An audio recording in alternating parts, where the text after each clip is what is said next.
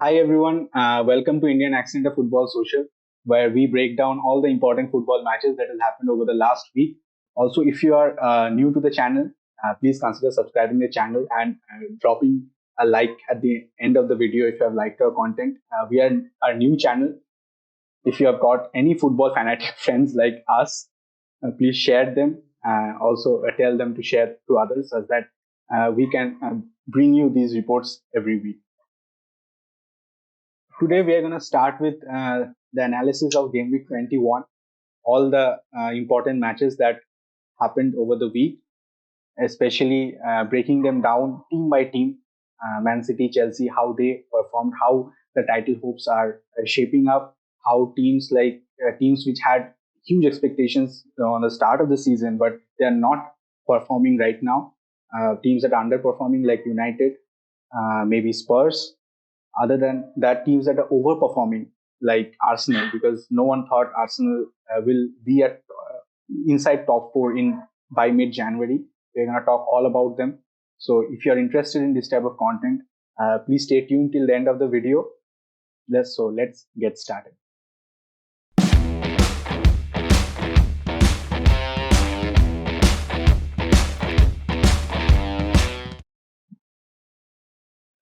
Okay, so let's start with Man City, the defending champions from the last PL season.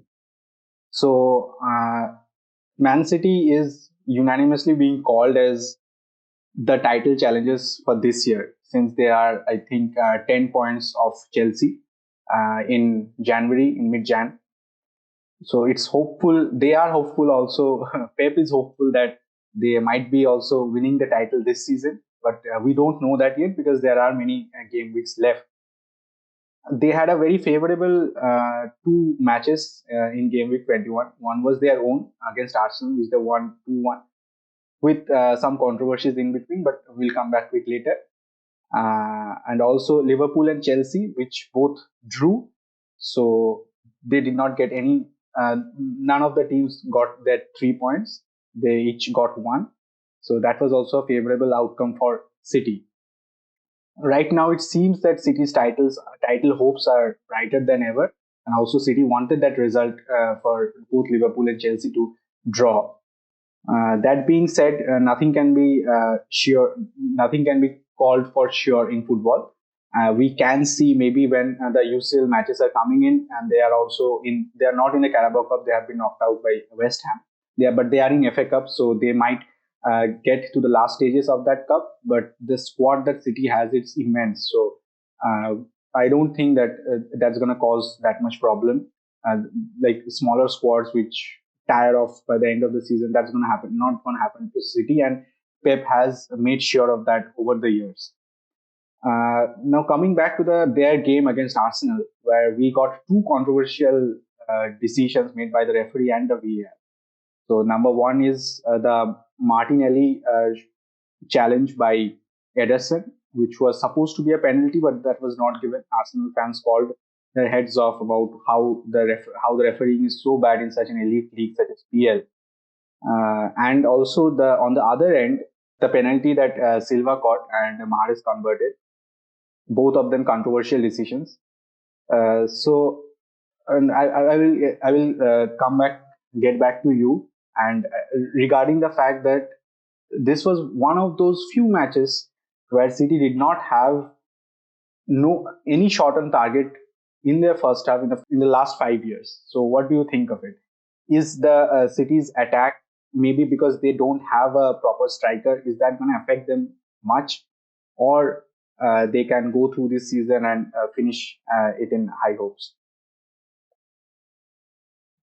Actually, when it comes to City, we have seen that they are the defending champion. The last season they won PL without a striker. Okay, so they showed us that they can do without a striker.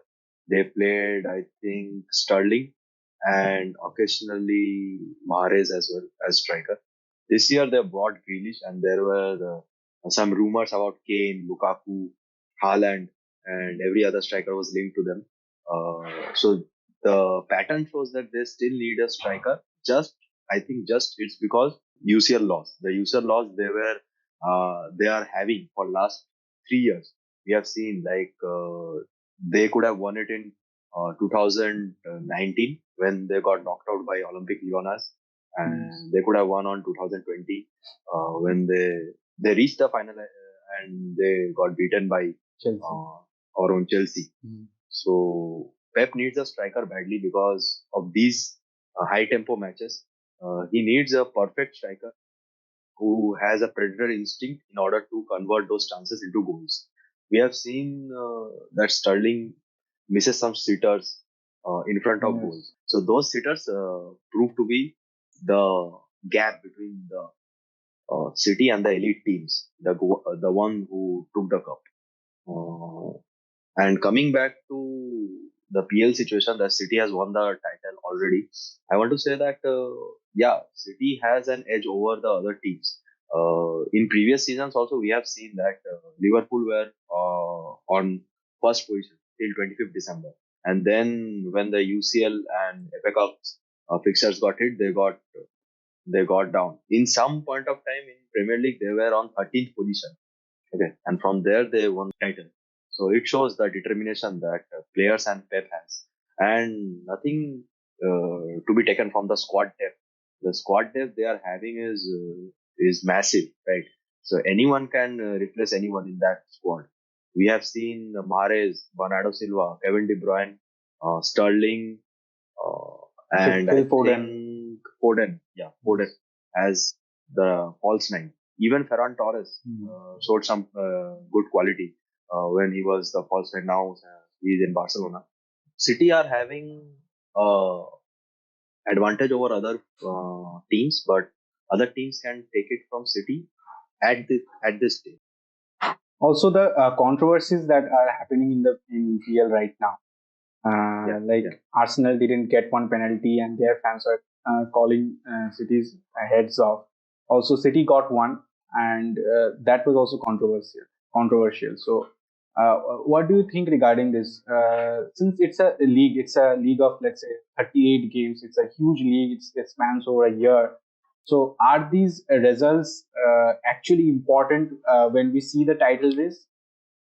Uh, Yeah, I think a penalty decision is important for a match, but it's not important that much. I don't feel it is that much important in title race.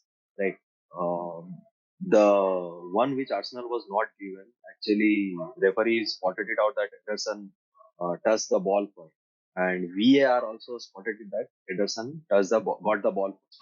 So it was clearly ruled out as a penalty. But in case of the second incident, what happened was Gabriel uh, got the shot of Bernardo Silva, and in any case, we would have seen that it is not being given as a penalty. But since it went to VAR, and we know how cruel they are, we know how cruel they have been in past years. Like in the last year, there was I think 15 to 20 penalties given in the first like 4 to 5 game weeks itself. So from that, the VAR has been lenient this year. But yeah, it was to be given whenever the VAR intruded. It was to be given. Also, we have to see. We are yet to see how this situation progresses. That City, I think City has played 21 games, so that's the most any team has played this season yet. Because almost all the teams have been affected by COVID this way or the other. But right now we are getting some reports that maybe City is having a COVID outbreak inside their dressing room. So we don't know the developments of it yet. But if it happens, then we are yet to see how Pep takes the situation, because there are UCL games coming in from, I think, February mid. So that's going to be an interesting situation. Also, with Ferran Torres now out of the club, they have got one player less. Okay. Yeah.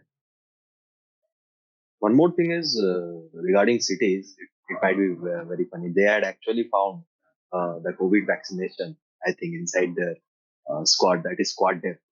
Their immense squad depth is saving them from missing any matches. Even for a position, if there are missing some players, there are some players who will cover, and they will cover easily. We have seen like Cancelo playing as a left back, right back, as a center mid. So Yes, yes, that's yes. a good. Also, this is I think this is a known fact of Pep Guardiola that he signs players that who can play in different positions. Just Different. yeah, signs a right back who can play as a left back or play as a CB, but such that this each player has that quality to drop in or to make shift session for another player who isn't fit or who isn't available. Yeah. Okay, so our next topic is one of the most regarded teams in English football right now. That's Liverpool, Jurgen Klopp's Liverpool. Liverpool had their game against Chelsea, in which ended in a draw, quite surprisingly because the Liverpool games mostly don't end in draws. Uh, it was actually a game of two halves, as football games are meant to be. That no team dominates the entire game, but it's a game of two halves. The Liverpool Chelsea game was a game of two halves. I think that both of the teams did not want a draw, obviously, for obvious reasons. They both wanted to catch the gap between City and them, but they got a draw, and they can't blame each other because both teams played very well in the game. That's why it was a game of two halves. In the first half, Liverpool played very well, I think. Their pressing, their aggression, their intensity was top notch. And as I saw the game, Chelsea couldn't even string five passes together. And the totally opposite thing happened in the second half. Though Chelsea had already equalized 2-2 in the first half, but Chelsea played a very well organized game in the second half. How do you think the game progressed, and how do you think this will dampen the hopes of both Chelsea and Liverpool when they are in, let's say, March or April, when UCL games are coming thick and thin, and also they have to play their league games and they can't lose any of it because then they will come down the table. So what do you think will happen in that area, in that space, and also what's the impact of this game? Yeah, actually answering to your first question, what you said was completely right. That is, it was game of two halves, and both team played alternatively in each half. In first half, we saw Liverpool pressing and what they are really known for, counter-attacking on some crucial moments. What they did was Chelsea missed a golden opportunity. Pulisic missed the golden opportunity in the first half itself.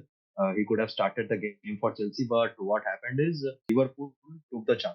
Sadio Mane showed a great composure and great finishing skill. What Pulisic should have done in the another half, and the second goal from Salah was out of the world.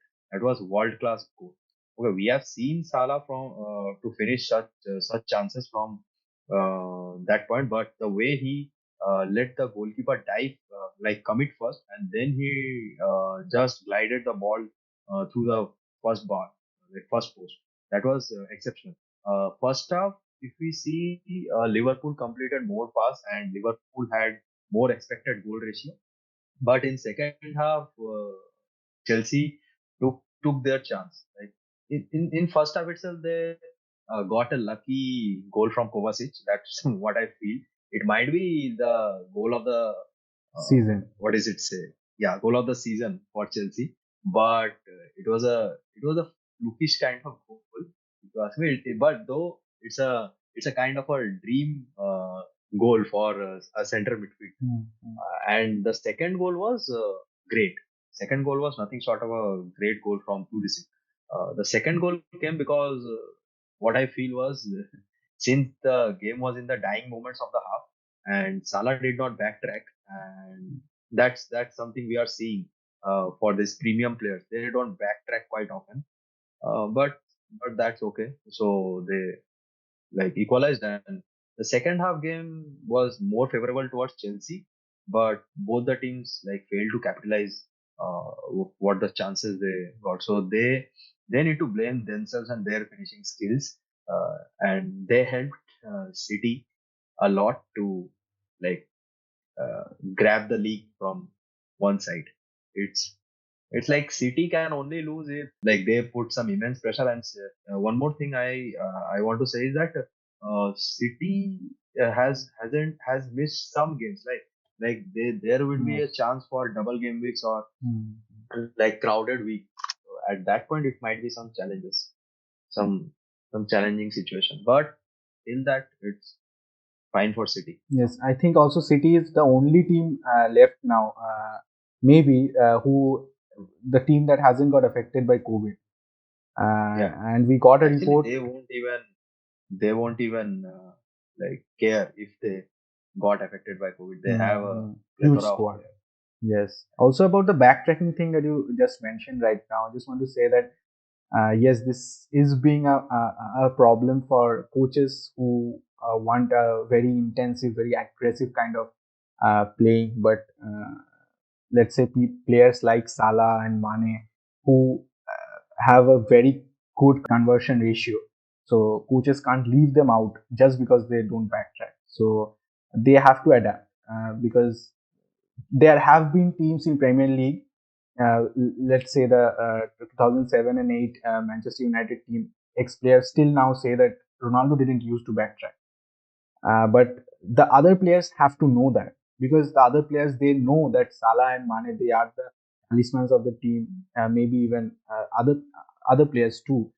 But Salah and Mane they are the best converters. So the other players have to back that, have to support them to go freely on a forward run. Having said that, we also got a shock transfer rumor this week that Coutinho is being called back from the La Liga to back to the PL.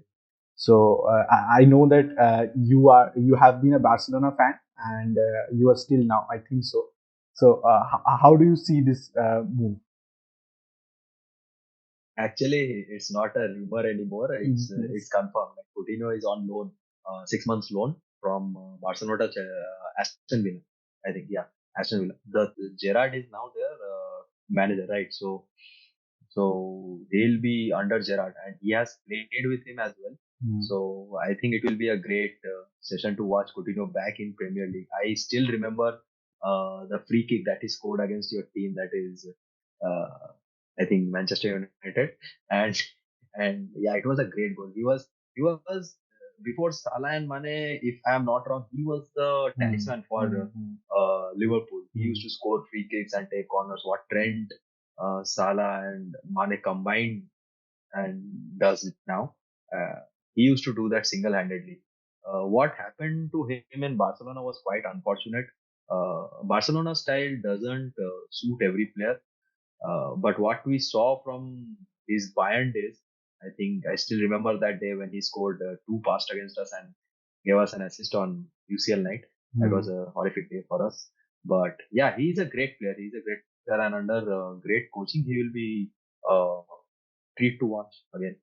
Yes, And because Premier League brings charismatic kind of players. So let's see how he was a player gets himself back. he was a player some years ago whom we actually we all United, not only United fans, all rival fans feared and all. He's such a kind of player whom all rival fans hate, but if given the chance they will take them in their team. He's a player like let's say Sergio Ramos in Real Madrid. Eden Hazard. Yes, Eden Hazard. Let's say there have been so many players like this, like Jack Grealish from Aston Villa. Still remember those free kicks, those set pieces that he used to score against all the teams. Let's say all the teams. So seeing Coutinho back in the PL is a very exciting thing to watch against. Right. And also that United has two back-to-back games against Aston Villa now, one in the FA Cup, one in the PL. So we'll see how it goes. Okay, so before we move on to the next club, if you have liked our content till now, please consider subscribing our channel. We are a new channel. We are trying to give you all the updates that happen in the past week in the footballing world, and it also cater to more audience as the time goes. We will cover more leagues, especially ISL, which is our own Indian football league. So we are also gonna cover that in the coming months. Also, the FA Cup is coming. The UCL fixtures are gonna start. There are many big teams which are gonna play against each other. Many big fixtures which we're gonna keep our eye on. So please follow our channel, stay tuned to it, and Also, if you have any comments regarding our content, please, if you can, please provide constructive criticism for these videos. So let's start with Arsenal. Last game was against, as we already mentioned, it was against City, and they lost it 1-2, owing to maybe a red card, which was controversial. But we have talked enough already about it. We will shift to other parts of it, what Arsenal did good and what Arsenal did wrong, and how Arsenal can improve over the season. I think they have already improved a lot. I think they risen from 17th till 8th till to now 4th. So that's a huge jump that they have taken with such a young squad.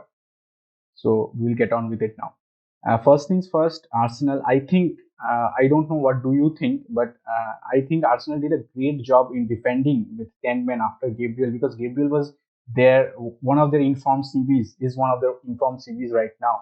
So losing Gabriel and defending against such a team like City, not letting them even reach their D box, except the last 95th minute where Rodri scored. But other than that, I think they did a great job. Any other team in place of Arsenal in that game, they would have City would have scored maybe 2-3 past them, but they couldn't. That is maybe City's also one flaw, one attacking flaw. But we have to give due credit to Arsenal too for their intense pressure that they continued to keep on City, and also their the shape that they maintained, which is Xhaka and three CBs. They are now playing narrow. It was a great defensive display. I think Arsenal fans will be happy seeing it. So, what do you think of it, and how do you think Arsenal can take their season forward? Yeah, actually, the point you made was quite right that their defending has been their strong point. Their past five matches I have seen, and they haven't been conceding more than two goals.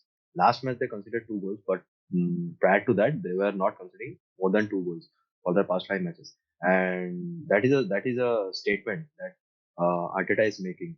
Like the addition of Ben White and Tomiyasu was a great addition to their defense. And the fitness of Tierney, we have seen that Tierney is managing the left flank, and along with I think Martinelli, and Tomiyasu is managing the right flank along with Saka.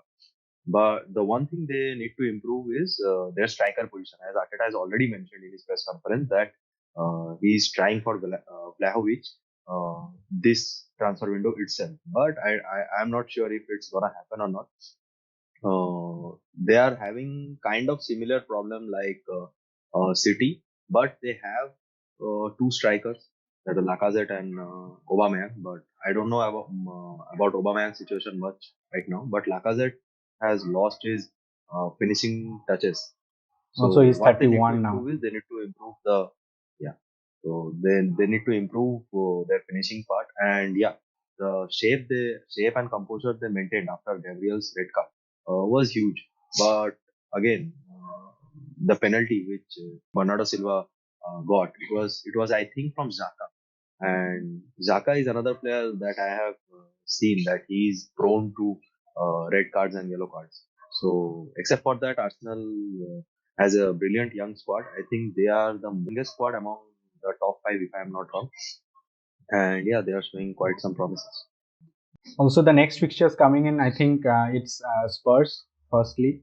So Yeah, they we are yet to see, and we will see how it will be extremely exciting for Arsenal fans too, who are yeah, like on cloud nine right now after just losing 2-1 to City, because yeah, they gave scored the first goal, and many Arsenal fans I talked to personally, some of them, so they were yeah, absolutely ecstatic that they had scored the first goal. And since City was such a dominant team till they went to Emirates. Other than that, with such a young squad, it's sometimes difficult to keep them motivated. It's not difficult to motivate them initially, but it's difficult to keep them motivated for the rest of the season. And now with the disciplinary action that Arteta has taken against Aubameyang, I don't think he's going to play. I don't. I think he's yeah, there are rumors also coming in that Newcastle are gonna be making a bid for Aubameyang. We don't know that, but I don't think it's gonna happen in the winter. maybe in the summer. But I am not sure that if he's going to play again for Arsenal. And with Lacazette, yeah, he has some problems. He had problems, and he has been having those problems since he came to Arsenal from Lyon. He's 31 now. His finishing isn't going to improve, but we are yet to see. It will be an interesting summer transfer window if Arsenal can land a proper number nine, an elite number nine, with which, because they are not playing European Cup for like 2 years, I think. They are not in Europa League or UCL, and that's costing them heavily, both financially and also in the terms of respect that they get in the PL. With this coming in, if they can finish inside top four, I think they can land a good striker. Maybe Vlahovic from Fiorentina, Yeah. but Vlahovic has many admirers. So Bayern, United, all the clubs. Like right now, there are rumors that almost all top six clubs are for him. So we don't know that yet. Mm-hmm.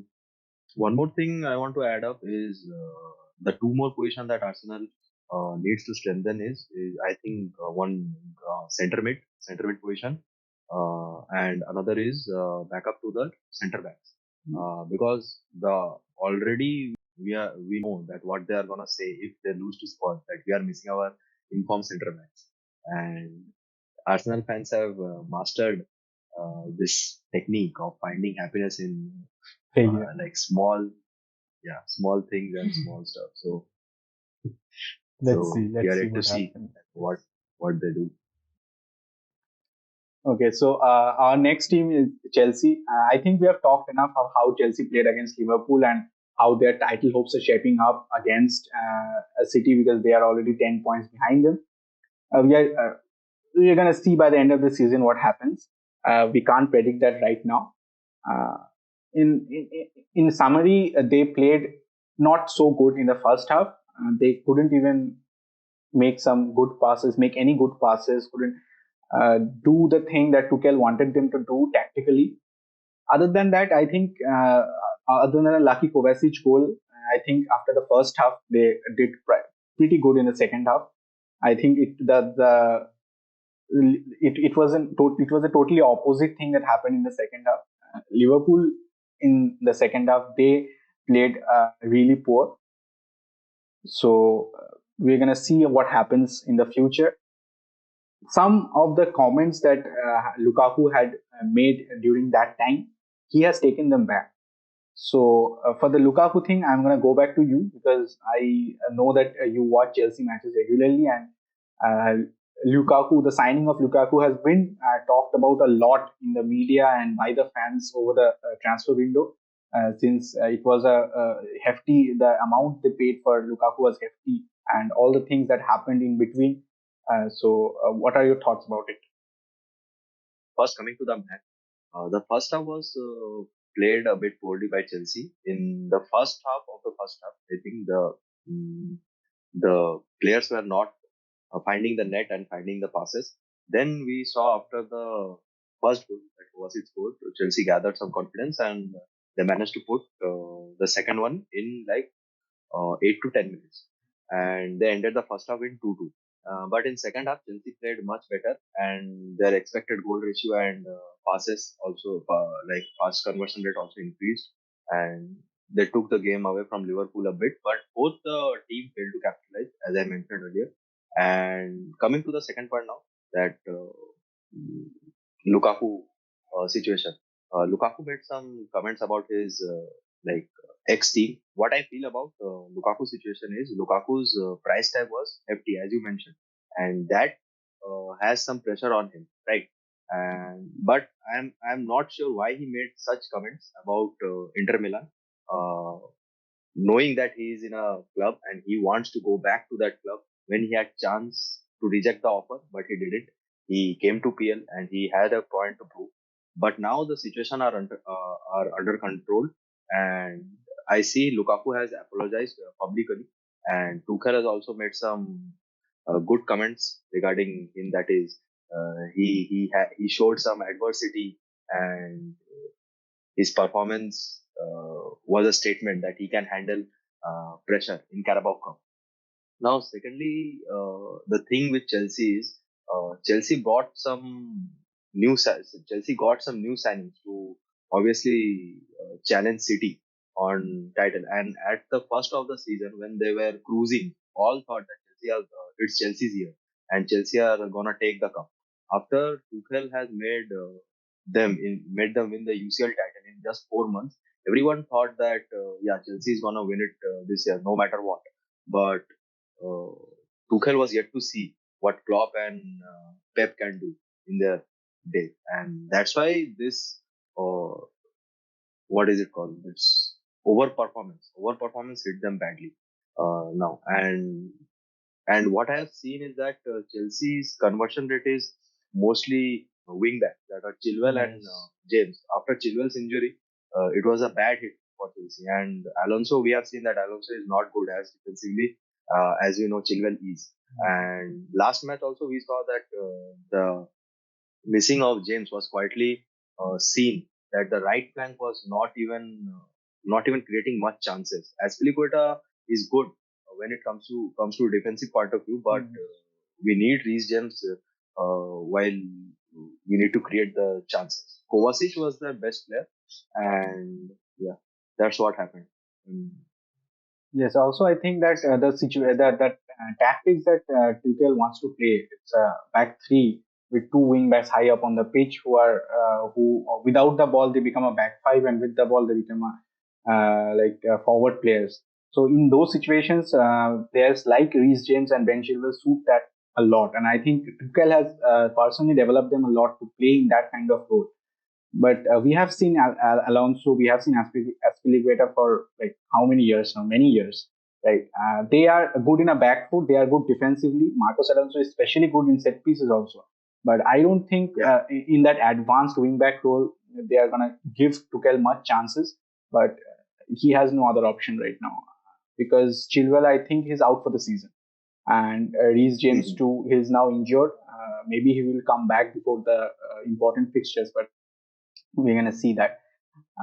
Lukaku, coming back to Lukaku, I think it was unprofessional from him to say those things about his current club, considering the fact that he's just 6 or 7 months in his Chelsea tenure. Yeah, he was Yeah. obviously previously in Chelsea, but right now he has come back with huge expectations. PL is the Mhm. league where he wants to prove himself. PL is the league where anyone wants to prove themselves. I don't think Inter Milan has that kind of money to buy him back from Chelsea. So I think it's whether he wants it or not, he has to stay in Chelsea right now. But he has Yeah. apologized publicly, and I think it's a good management part from Tuchel's side, the way he handled the situation. Coming to the title hopes, Pep and Klopp has had how many years now? 4 to 5 years in the PL, Yeah. managing their Yeah. teams, tweaking their tactics, buying in new players. I'm going to reiterate the point that you said again, that overperformance has cost Chelsea a lot, because Yeah. I don't know if any manager had won the UCL in 4 months. It's impossible. It's kind of Yeah. impossible to look at it that way, because UCL is such an elite league to win. Yeah. So that UCL win has increased the expectations of Chelsea fans, also the entire media, the entire country, the entire footballing world to Mhm. extremely high standard. I don't know if he can live up to that, but I think that even if he can't take on the title this year, because they are already 10 points behind, but Tuchel, he should get some time. He is a very good manager Yeah. in my Yeah.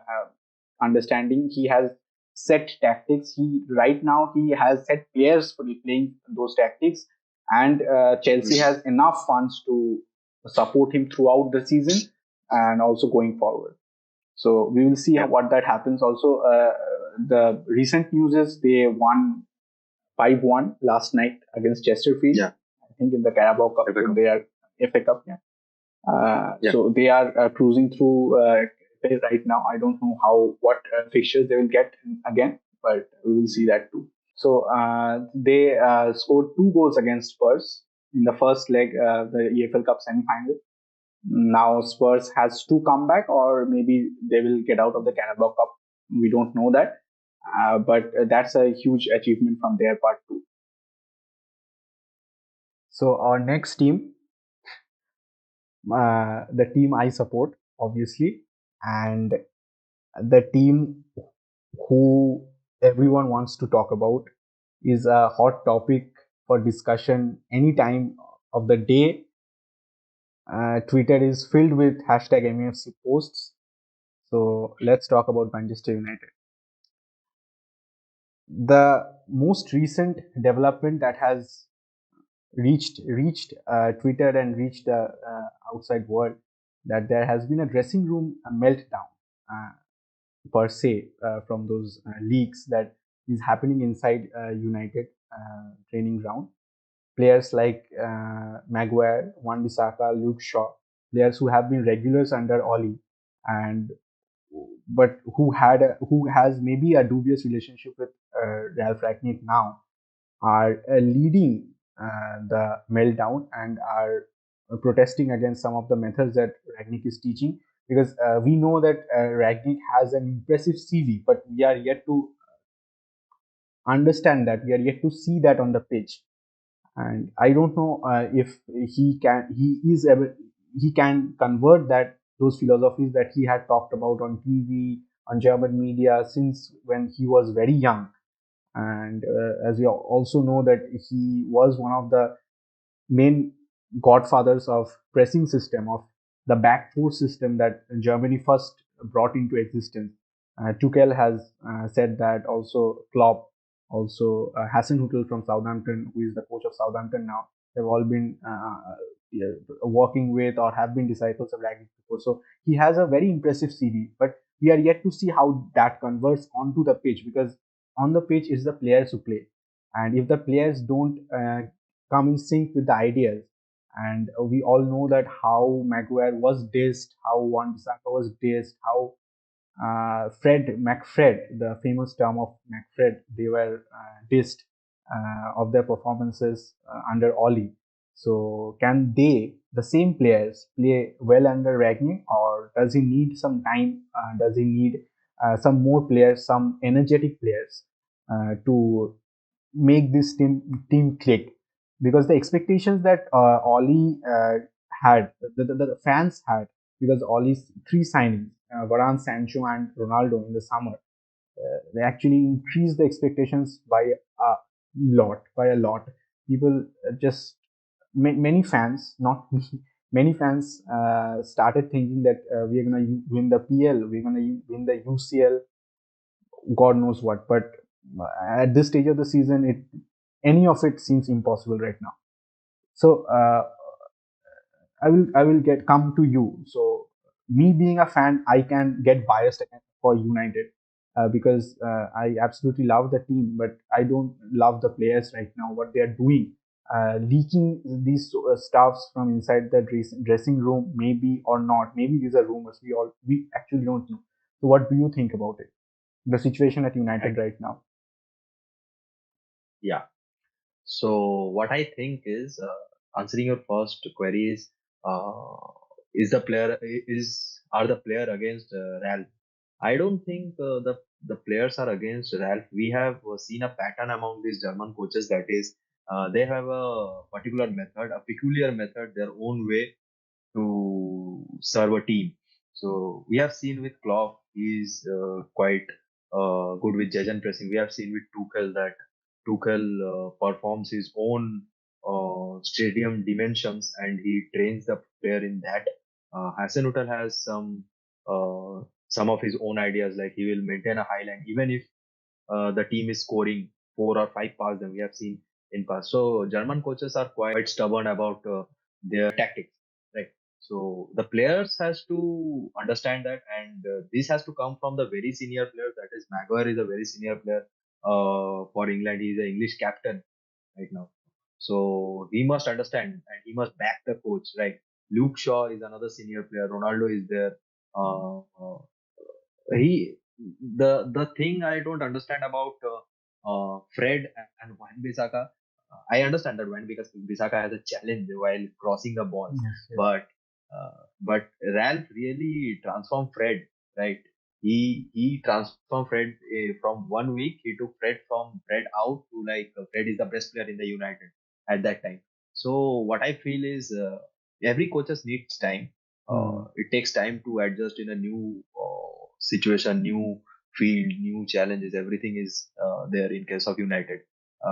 And the problem with United is United has not won any trophies from long time, and that's why the fans are quite impatient. Yes. And we have seen like that United is a media driven team. Yes. Like everything Obviously. that happens in media just affects in the dressing room, just affects the coach and Mhm. everything. So I think Ralph will take some time. He's a big name in German Mhm. coaching, right? Like Marcelo Bielsa. Mhm. Everyone is was talking about that he is the Marcelo Bielsa of German coaching. So it will take some time. We also saw that Bielsa in first season was leaking goals and he was not creating enough chances, and he was quite stubborn about his tactics. And still he's. What do you think as a Manchester United? What should have happened in what was your expectation in Wolves game?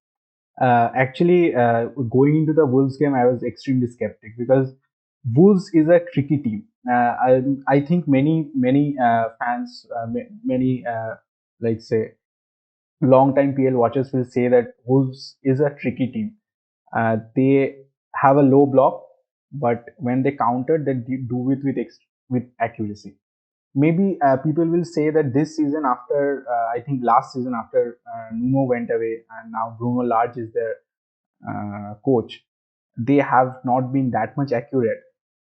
But at times, I have seen numerous times because I remember Ollie's second season or first season when we played Wolves 6 times inside one season. Twice in the PL, twice I think in the FA Cup, once in the Carabao Cup, once in FA Cup replay or Carabao Cup replay or anything like that. So we played 6 times against Wolves, and most of the matches were either drawn or lost. So Wolves is and they become extremely ferocious when they play against United. I also remember many times when Neves took a very long shots which don't actually convert, but against United they usually convert. I don't know how. Also this week also Moutinho. I won't say that Wolves played extremely well, like they dominated against us, like Watford did in the last game for the last game of Ollie. They did not dominate. They played good. They did not let us have the ball for long, but they didn't dominate that much. They didn't have that much shots on target or that much possession. But at the same time, that 78th minute goal from Moutinho that killed our chances because that was when I saw United getting higher up on the pitch, following the instructions that Ralph was giving in constantly from the sideline.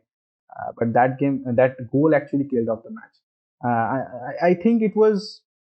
I don't know what actually Ralph wanted to do for that match because he said that he doesn't want to change the winning team, the team that had won last game. And I think in a way that's right because the playing 11 that has won the last game, you don't just suddenly go and tell people who have won the last game that you are not playing today, right? You don't do that usually.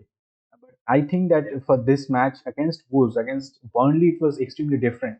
Against Wolves without Fernandes, because Fernandes is United's most creative player right now in the midfield. His ability, his sight, I don't think anybody has except maybe Paul Pogba, but he is out of the question.